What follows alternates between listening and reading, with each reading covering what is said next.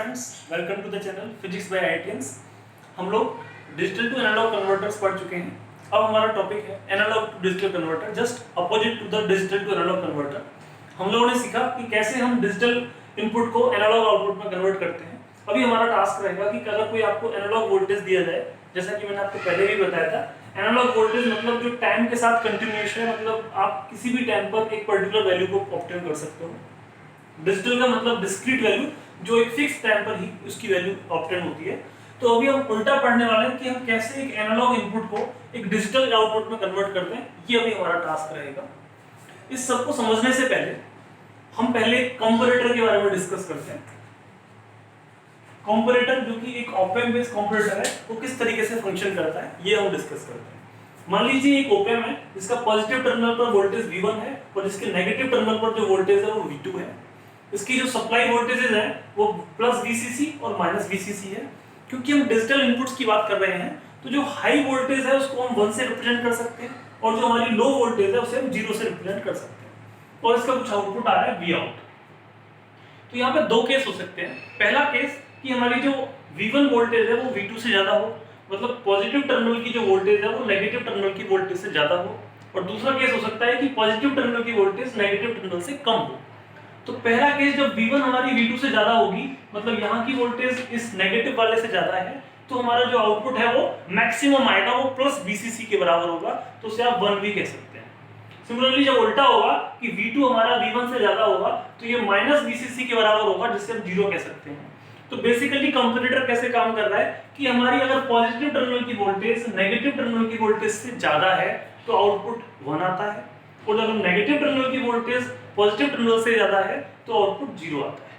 अब ये जो ज्यादा और कम का फैक्टर है वो एक थ्रेशोल्ड वोल्टेज होती है VTH, उतना एटलीस्ट होना चाहिए। मतलब V1 V2 से एटलीस्ट उतना ज्यादा होना चाहिए, और उससे कम है तो फिर वो कंपैरेटर काम नहीं करेगा।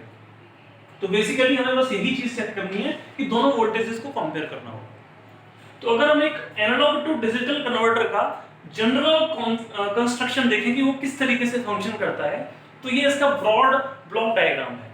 यहाँ पर एक कंपैरेटर लगा हुआ है, जैसा कि हम लोगों ने भी डिस्कस किया। यहाँ पर एक कंट्रोल यूनिट लगी हुई है जिसमें 2 सिग्नल हैं, एक स्टार्ट सिग्नल जिसकी वजह से ये हमारा फंक्शन स्टार्ट हो जाएगा, और एक क्लॉक है जो कंटिन्यूअसली इसको एक हर क्लॉक के बाद एक आउटपुट देती जाएगी, और वो इस कंट्रोल यूनिट का जो आउटपुट है वो एक रजिस्टर्स के पास जा रहा है। रजिस्टर्स बेसिकली मेमोरी डिवाइस होते हैं, तो वो जो आउटपुट होगा वो उसको स्टोर करता रहेगा कंटिन्यूअसली। जो आपका प्रीवियस आउटपुट है वो रजिस्टर्स के अंदर स्टोर रहेगा। तो रजिस्टर्स में जो आउटपुट है वो एक डिजिटल आउटपुट होगा, और हमने यहाँ पे डिजिटल टू एनालॉग कन्वर्टर लगा रखा है। तो डिजिटल टू एनालॉग कन्वर्टर क्या करेगा, ये जो डिजिटल आउटपुट है उसको फिर से एनालॉग में कन्वर्ट कर देगा, जैसा कि हम लोगों ने पहले डिस्कस किया है।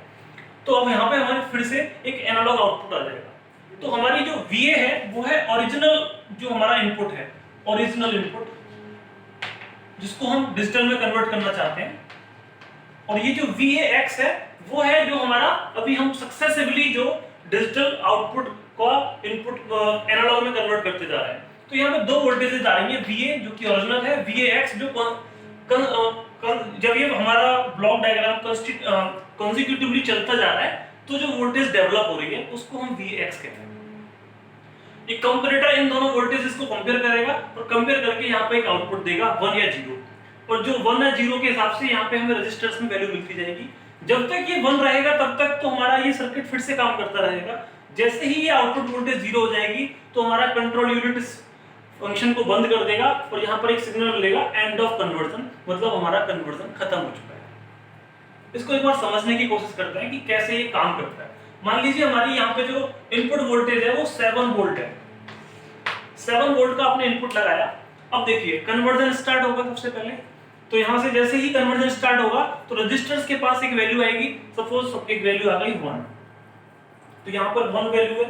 अब 1 का जो डिजिटल का एनालॉग आउटपुट होगा वो भी 1 होगा, यहाँ पर भी 1 आ गई। अब 7 और 1 को जब आप कंपेयर करोगे तो 7 ज्यादा है 1 कम है, तो आउटपुट आपका 1 आने वाला है। 1 आएगा तो फिर से अभी हमारा ये कन्वर्जन खत्म नहीं हुआ है, तो ये इसको 1 को आगे प्रोपेगेट कर देगा, तो ये 1 की बजाय 1 0 हो जाएगा। 1 0 जब आगे जाएगा तो ये फिर से 2 हो जाएगा। 2 के बाद फिर से कंपैरिजन, फिर से 1 आएगा, 1 आगे जाएगा प्रोपेगेट होके, तो ये 1 1 हो जाएगा।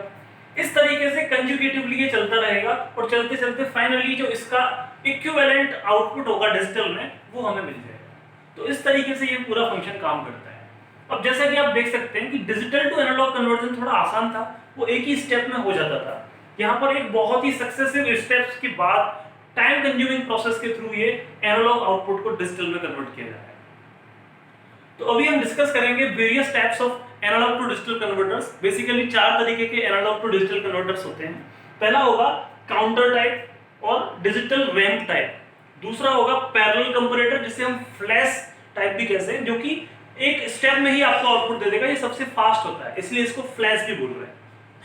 फिर है सक्सेसिव एप्रोक्सीमेशन टाइप और लास्ट में हम पढ़ेंगे dual type, dual slope integrating type. तो ये 4 type of analog to digital converters हम डिस्कस करने वाले हैं। तो ये हमारा बेसिक इंट्रोडक्शन था डिजिटल टू एनालॉग कन्वर्टर्स का, कि कैसे वो काम करते हैं, क्या उनका बेसिक फंक्शनलिटी है। आगे के लेक्चर्स में हम ये 4 type of analog to digital converters discuss करने वाले हैं। तब तक के लिए थैंक यू।